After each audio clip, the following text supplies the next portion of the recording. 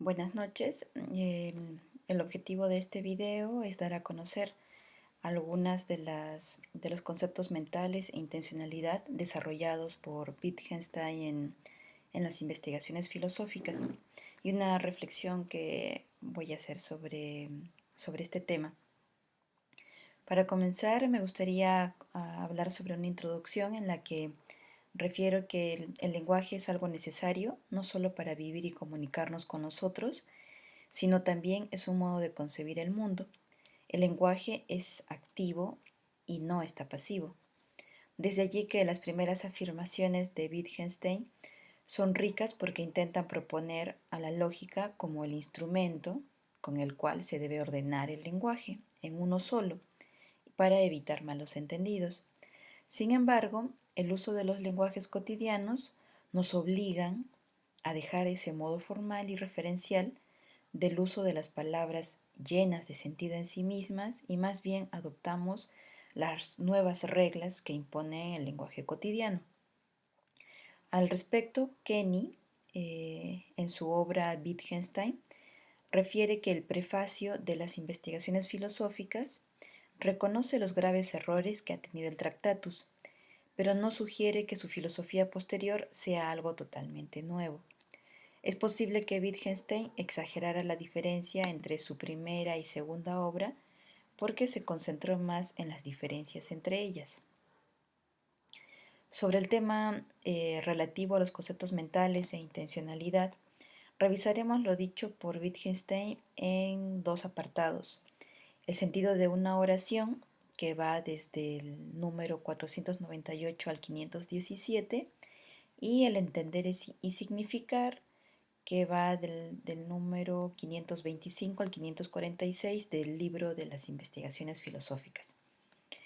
El primero, pues, es el sentido de una oración. Eh, Al respecto, diré que en su segunda obra, en vez de buscar un lenguaje perfecto, al margen de la turbulencia de los lenguajes reales, Wittgenstein refiere que solo existen los lenguajes reales y solo tenemos que comprender el mundo a través de esos lenguajes, que nos indican perspectivas de ese mundo. Por tanto, quiso analizar los juegos del lenguaje, es decir, ahora las palabras cobran sentido dentro del juego que nosotros hacemos. Veamos, hay frases cuya unión de palabras tiene un significado, como por ejemplo tráeme azúcar, pero ya no tiene el mismo sentido si por ejemplo digo leche me trae. Y decir esta combinación de palabras ya no tiene sentido. La excluye del dominio del lenguaje y delimita así el campo del lenguaje. Estos ejemplos están tomados de las investigaciones filosóficas en el número 498 y 499. Cuando me dan una orden, tengo que entender para poder actuar de acuerdo a ella. Entonces, del saber al hacer hay que dar un salto. Esto también lo cita Wittgenstein en el 505. El conjunto de palabras sin sentido no me dice nada y por tanto no se puede ejecutar nada. Asimismo propone el ejemplo del distraído, que le dicen a la orden a la derecha y se da vuelta a la izquierda. Y después eh, dándose un golpe en la frente, dice, es a la derecha. Y se da vuelta a la derecha. ¿Qué es lo que ha ocurrido? ¿Una interpretación? Eso dice Wittgenstein en el 506. Aquí vemos que hay una interpretación del sentido, una interpretación eh, con sentido, con sentido de la oración. Y así como decía Wittgenstein, se ha alcanzado una comprensión adecuada de un lenguaje. Esto implica comprender los diferentes juegos del lenguaje en que nos vemos involucrados. Pero también puede suceder que se está usando un lenguaje en el que no se entienda lo que pronuncio o escucho.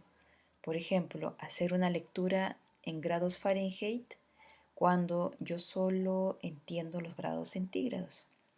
En ese caso no domino ese lenguaje. En el 511 de las investigaciones dice, Descubrir que un enunciado no tiene ningún sentido quiere decir que la oración con sentido es aquella que no solo podemos decir, sino también pensar. Esto dicho de otra forma, se puede decir, el lenguaje verbal admite combinaciones de palabras sin sentido. En cambio, el lenguaje de la imaginación no admite imágenes sin sentido. Al parecer, el lenguaje puede soportar el uso de muchas palabras y de las más variadas, pero la imaginación y el pensamiento no admiten que algo no tenga sentido. Debe tenerlo, si no, no lo podemos pensar. Entonces, la finalidad del lenguaje es expresar pensamientos y por tanto la finalidad de la oración sería la misma, expresar los pensamientos. Sin embargo, en la segunda obra, y dejará claro que hay una comprensión profunda del lenguaje. Primero, el lenguaje no solo representa los hechos del mundo, sino sirve para pedir, orar, preguntar, llamar. Segundo, no puede reducirse el fenómeno lingüístico a la función descriptiva o informativa. Tercero, cuando se analiza el lenguaje en todas sus manifestaciones, se trata de una relación interpersonal. Finalmente, cuarto, estudiar un lenguaje o uso del lenguaje es una forma de vida social. Hasta aquí la primera parte. Vamos a empezar con la segunda, entender y significar. ¿Qué significa entender una figura, un dibujo? Entender una oración del lenguaje entender una oración del lenguaje que hablamos se parece mucho más a entender una partitura de música, a leerla, la cual al leerla musicalmente entiendo lo que significa, pero puedo no entender el significado total de lo que se trata. Es decir, puedo tocarla según las partituras que me dice, pero puedo quedarme sin la comprensión total de la pieza musical. Creo que este ejemplo que nos pone Wittgenstein puede servirnos para entender lo que sucede lingüísticamente. Algo así ocurre con las palabras en una oración o los gráficos en un dibujo. Yo necesito significar lo que leo o lo que veo y para ello necesariamente se precisa del acto de entender. ¿Y cómo se puede transmitir la comprensión? La respuesta a esto dice cómo se explica aquí el sentido. Esto lo dice en el número 533. Wittgenstein comprende que no hay un orden perfecto a descubrir, sino una innumerable dispersión de órdenes posibles, establecidos desde los juegos del lenguaje en los que cotidianamente participamos y las respectivas prácticas sociales. Veamos, en el 543 dice que el grito, la risa están llenas de significado. También la nostalgia está implícita en las oraciones como ojalá viniera. El sentimiento da significado a las palabras, pero ¿les da su significado a cada una de ellas? 544. Y también el sentimiento les da verdad a las palabras, por ejemplo, cuando afirmamos sentencias matemáticas. Pero también vemos que en 546 dice que las palabras son actos y pueden confesar una debilidad o pueden confirmar una renuncia a algo. O más adelante en el 547 refiere que pueden negar una actividad mental. Sobre estos puntos, Kenny, en su obra de Wittgenstein, expone una crítica al uso de la lógica para comprender ciertos problemas del mundo. El ejemplo es el que nos propone es de lo indeterminado y la longitud.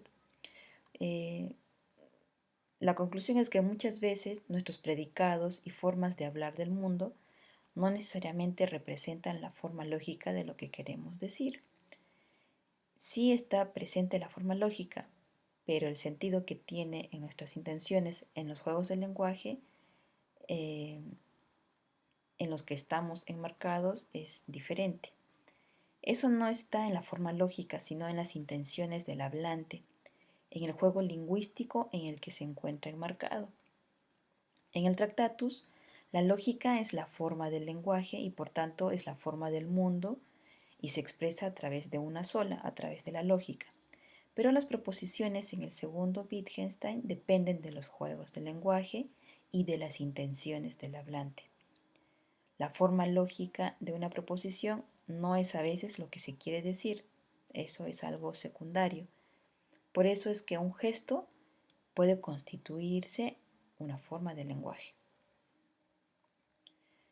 Finalmente, quiero resaltar que esta obra de las investigaciones filosóficas es un texto que ha sido citado, discutido por muchos teóricos del lenguaje en el siglo XX y nos lleva a entender el lenguaje como una práctica, una manera de actuar y también nos lleva hasta comprender que es una forma de vida.